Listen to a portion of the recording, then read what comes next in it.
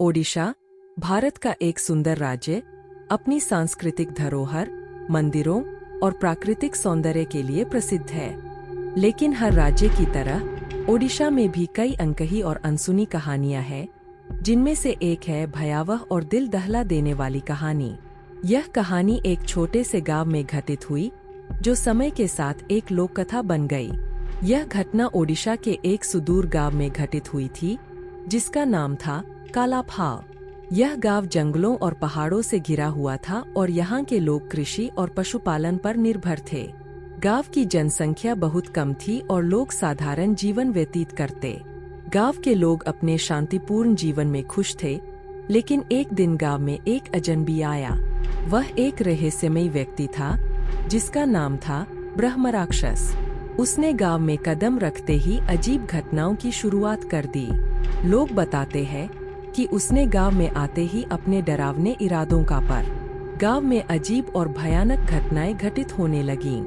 रात के समय लोग अजीब आवाजें सुनते थे, जैसे कि किसी के चीखने की या किसी के दौड़ने की।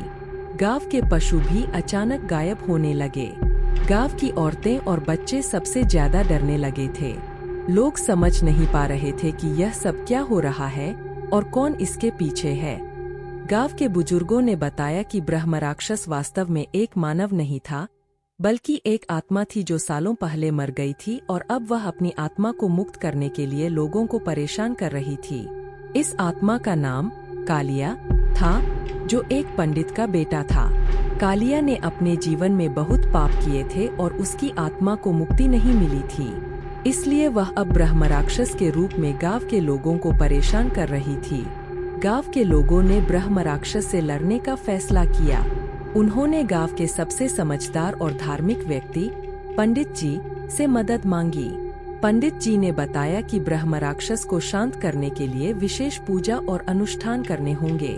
उन्होंने गांव के लोगों को एकत्र किया और सबने मिलकर ब्रह्मराक्षस से निपटने की योजना बनाई। पंडित जी ने विशेष पूजा और अनुष्ठान की शुरुआत की। पूरे गांव ने मिलकर इस अनुष्ठान में भाग लिया। गांव के लोग दिन रात पूजा में लगे रहे और अंत में ब्रह्मराक्षस की आत्मा को शांत किया। ब्रह्मराक्षस की आत्मा ने स्वीकार किया कि उसने अपने जीवन में बहुत पाप किए थे और अब वह अपनी गलतियों के लिए क्षमा मांगती है। पूजा और अनुष्ठान के बाद ब्रह्मराक्षस की आत्मा को मुक्ति मिली।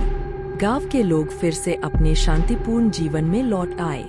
उन्होंने समझ लिया था कि अपने जीवन में अच्छे कर्म करना कितना महत्वपूर्ण है, ताकि मरने के बाद उनकी आत्मा को मुक्ति मिल सके। निष्कर्ष, यह कहानी हमें यह सिखाती है कि चाहे परिस्थितियां कितनी भी कठिन क्यों न हो, हमें मिलकर और धैर्यपूर्वक उनका सामना करना चाहिए। बुरे कर्मों का फल हमेशा बुरा होता है और अच्छे कर्मों का फल हमेशा अच्छा होता है। ओडिशा के इस छोटे से गांव की यह कहानी हमें यह भी याद दिलाती है कि आत्मा की शांति और मुक्ति के लिए सही मार्ग पर चलना आवश्यक है।